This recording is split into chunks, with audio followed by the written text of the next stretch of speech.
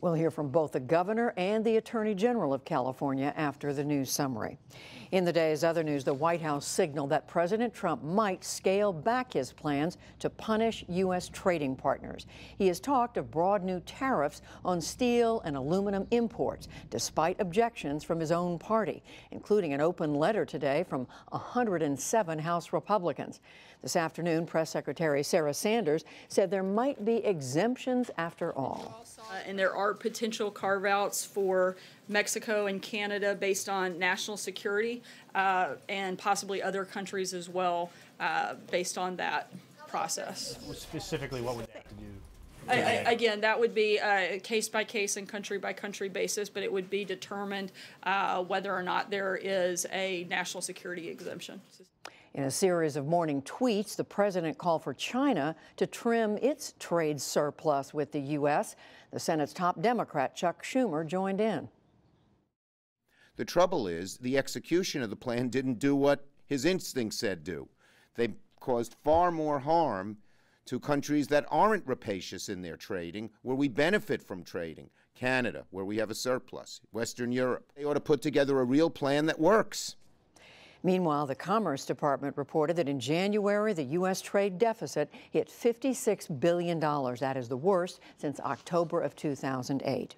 The chief of the U.S. Forest Service, Tony Took, announced this evening that he is retiring amid allegations of sexual misconduct. It follows a NewsHour investigation of widespread complaints of sexual harassment within the Forest Service and an ongoing probe of Took's own behavior. In a letter to staff, Took says he has been forthright, but that it is best he step down immediately. The Secretary of the Department of Veterans Affairs, David Shulkin, came under new criticism today. The agency's Inspector General said, quote, failed leadership during the Obama years endangered veterans' health care. Shulkin was a deputy secretary then, and the report cited shortcomings in programs that were under his control. He said he does not recall being told of the problems. The northeastern U.S. is under assault tonight from its second major winter storm in less than a week. Blowing snow made for poor visibility in Delaware today. Pennsylvania and New York even banned big rig trucks from some highways. And the governor of Massachusetts warned residents to be on alert.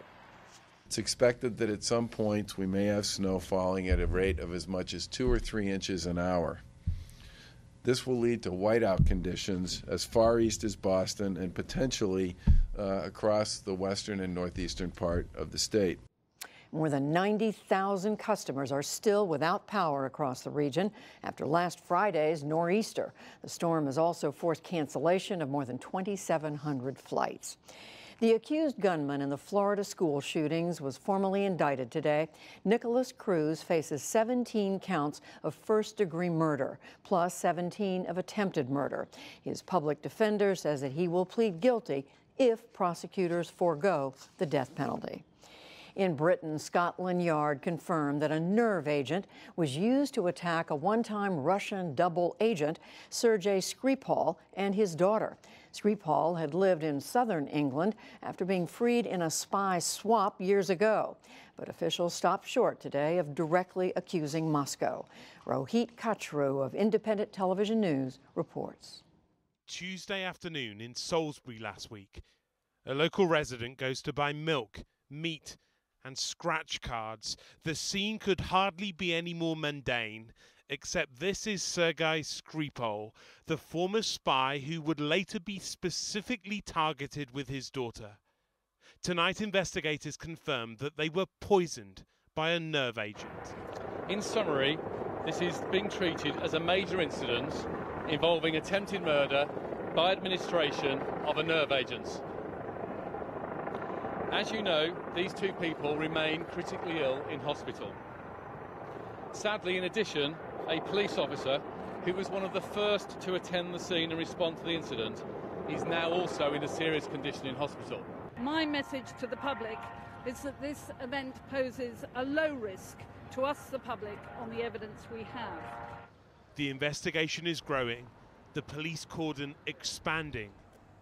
New buildings were included today. There is a sense of extreme urgency among investigators and ministers. the government's emergency committee, COBRA, was convened today. Our thoughts are with everybody affected, particularly the 2 people who are still in hospital.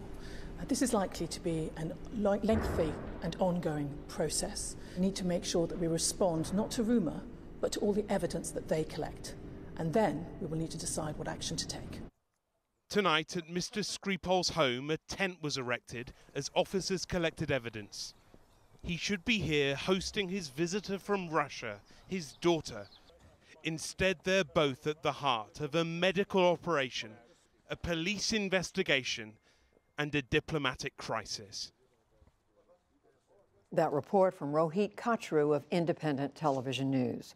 South Korea's President Moon Jae-in says that he wants to keep sanctions on North Korea for now, despite a diplomatic thaw.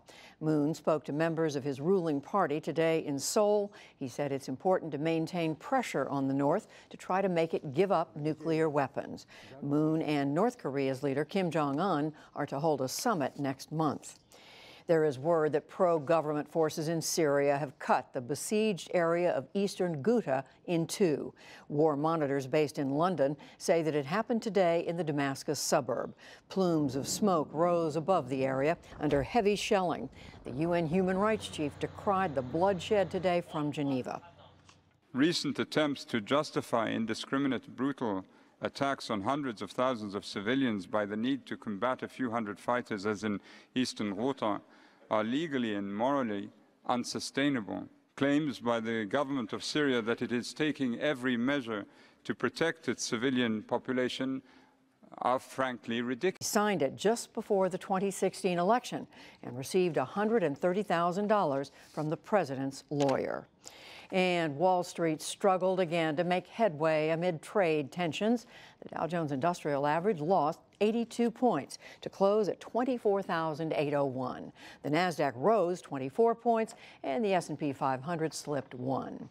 Still to come on the NewsHour, I speak to California's governor and its attorney general about the immigration lawsuit against their state, a keg manufacturer's view on proposed steel tariffs, why famine is becoming more frequent in East Africa, and much more.